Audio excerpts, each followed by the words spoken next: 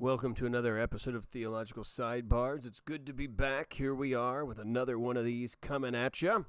So today, here's what we're going to be doing. We are going to be talking about Matthew chapter 12, and we're going to be looking at verses 38 through 42, and it's going to be interesting. Talking about Jonah a little bit. You'd think, well, Jonah was an Old Testament guy. Yes, he was, but there's some interesting things we need to think about from this passage. Let's do it. Let's go there. Here we are.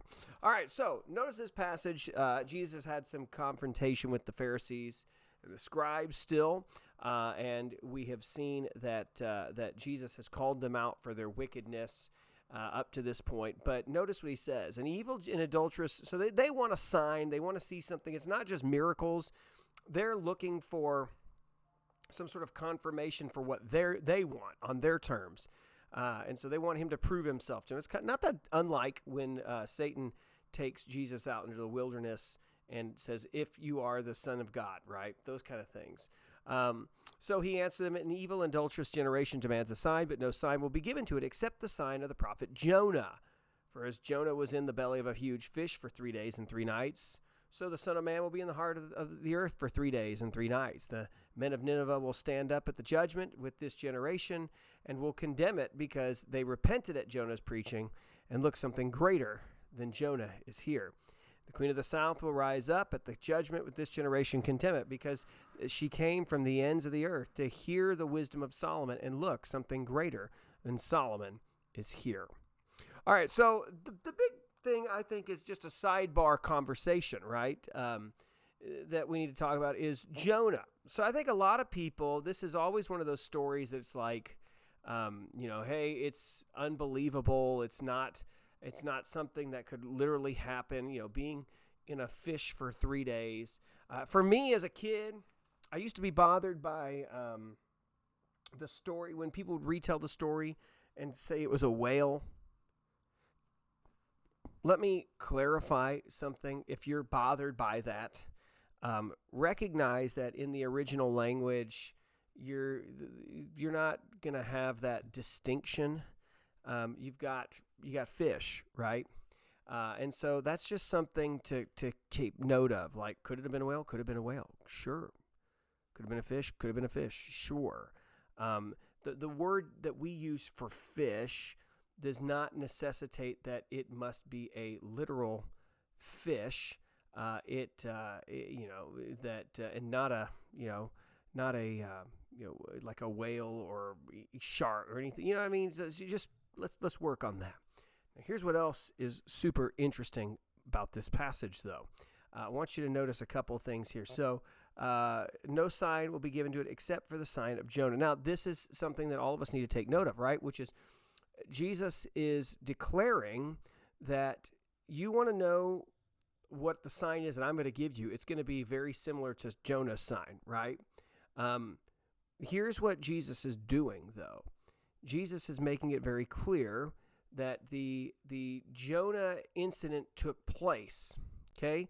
So for all of you people who want to say that it's a fable, that it's a story that didn't really happen, and maybe it's just meant to be, just something to teach us a nice lesson, like it would be from, Aesop's fables or some sort of where there's a good moral, right?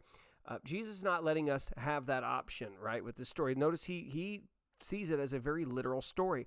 So much so, now some people will say, well, no, look, he could just be using it because it's a common story that the people would have heard.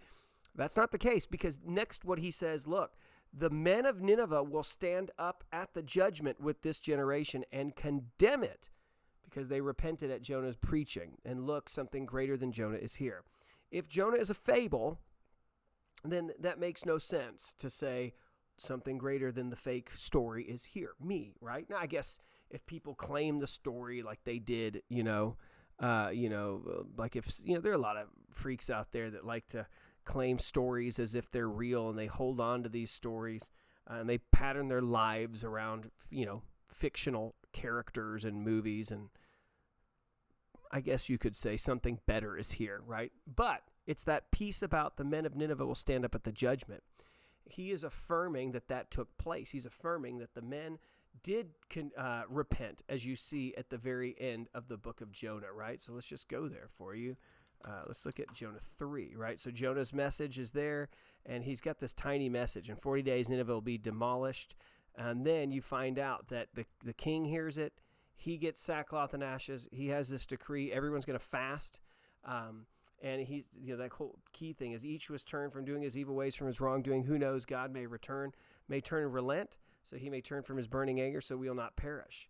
God saw their actions, that they had turned from their evil ways. So God relented of this disaster and had threatened that he had threatened them with, and he did not do it. Now, eventually, Assyria will be destroyed. Nineveh will be destroyed. But there seems to be a respite that is offered because they repented. So that's key, right? Is that Jesus reads this as a real story. These people really repented. You don't have the option, if we're going to read the Bible the way Jesus did, to say that this didn't take place. One other little thing I think is interesting about Jonah to talk about is this. So let me show you on my word study here. Let's go to right here. He's in the belly of a fish, right? So let's go see. Now, granted, a couple things you need to know. When you open up the Hebrew text, let me see if I can get it here. You go to open up the Hebrew text, you find that in the original language, there's a fish, and that is just the word dog, right? That's not in English dog, but it's the original language behind that is the word fish. So I'll just show you what a definition would be. Like, it's just a fish. Almost always some sort of fish of the sea, right? That's it. Okay, so that's that. Now, what I think is very peculiar about this is understanding how Jesus talked about it. And it appears that the way that Jesus is affirming what this was the way that the Septuagint affirmed this, which was the Greek translation of the Old Testament. Notice this. This is the sea monster is how it is. So you'll see it's used as a sea monster. And so it's a great fish, some sort of fish. So we don't know what that is, but we do know that Jesus uses that word for it. Now, it could be that he's just simply affirming what was in the Greek translation, the way that people are talking in Greek. He's using that word. But it is interesting to know that, could that word fish be, as it's used in the original language in the Hebrew, could that have been, talking about something much different than what we think of with a fish, and that when they translated it, they had something bigger? Or is it just saying this was a huge, huge kind of thing, and we're not quite sure what it was? So, I don't know. I don't know what it was. You want me to speculate? Sure, I'll speculate. Let's have some fun with this. Could it be a giant fish? Yes. Wish I had pictures of goldfish that don't... Man, this is my ignorant time right now. Don't goldfish grow into koi?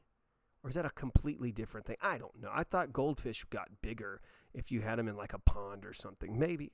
I understand that goldfish and koi are not the same. Okay?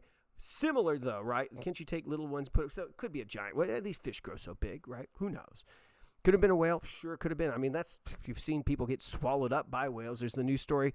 Was it like last year, the dude in Massachusetts who was fishing for lobster, got swallowed up by a whale for like 40 seconds. It was in its mouth until it spewed him out. So it could be that. Could it be? Now, I like to venture on this side a little bit. I think that there's still some weird stuff going on in the seas out there. I got to tell you, I still am out on whether there's a Loch Ness monster. For real. I don't know. Could be. I like to think that there's one out there. Could this be some prehistoric creature in the waters that swallow it? Could be. My Star Wars book's over on the shelf. I'd show you what I think it could be. I don't even think that's the right one. My kids come to my office during the summer when we're here for activities, and everything gets out of place.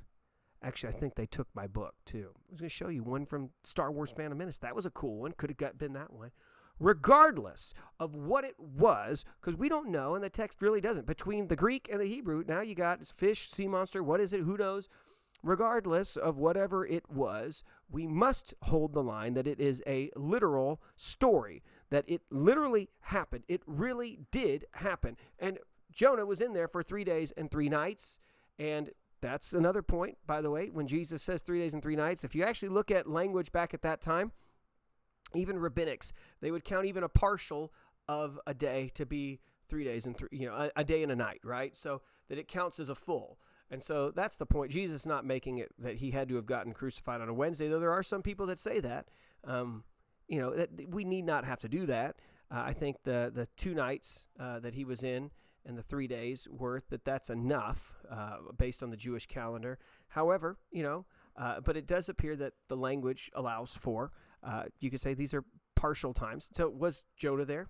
Let me throw out one other one about the Jonah story. Now, this is one I think is interesting. I just am not there yet. I know many people that do think that the linking of these 2 stories also indicates that maybe Jonah died while he was in the fish, which would make, interesting, because then, he's dead, right? But the problem I have with that, and, maybe I just need to do a little bit more, spend some more time with my buddies who are there, is he prayed to the Lord from the belly of the fish, right? So is this... but that does not necessitate that that he had to have been alive, that he could have prayed this once God woke him up, resurrected him. So it's interesting. I don't know where I'm at on that, but just another thing. Regardless, real story. Got to keep that, hold that line. Interesting details. I like this. All right, I think that's it for now. Good to see you guys. Welcome back, and we will talk to you guys later.